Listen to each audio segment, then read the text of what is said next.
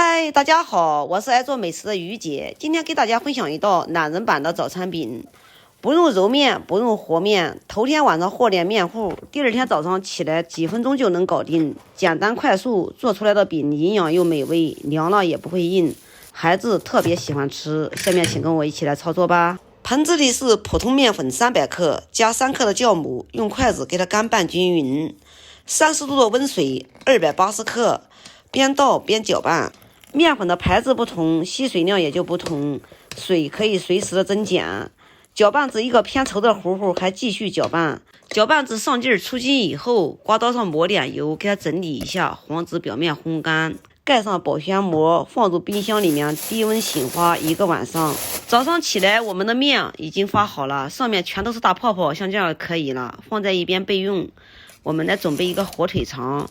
把上面的薄膜给它去掉，然后给它切成厚片，像这样就可以了，放在一边备用。我们再来切一点葱花，不喜欢吃葱的，这个也可以用韭菜来代替，也可以不放。切好以后，给它放入盆子里，然后加一点点的食用盐，用筷子给它搅拌均匀，这样容易入味儿。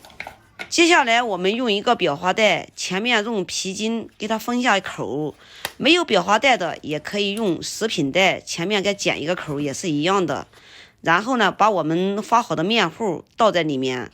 面糊倒好以后，下面我们电饼铛插电，开始烙饼。电饼铛预热以后，打少许的油，用刮刀给它整理均匀，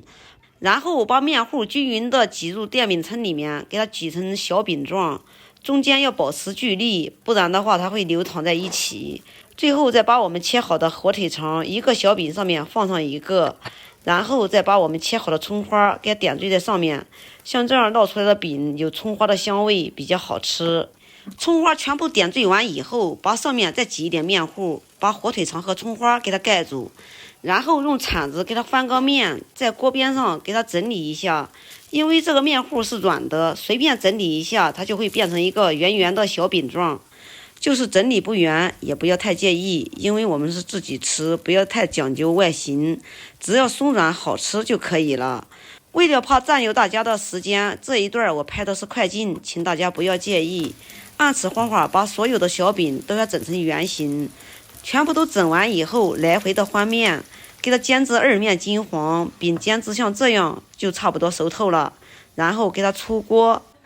按照我的方法做饼，简单快速，营养又美味，趁热吃它是酥脆的，凉了它也不会硬，有空你也试试吧。好了，今天的视频就给大家分享到这里吧，我是于姐。如果你喜欢我的视频，请不要忘记关注我哟。感谢您的观看，我们下期再见啦。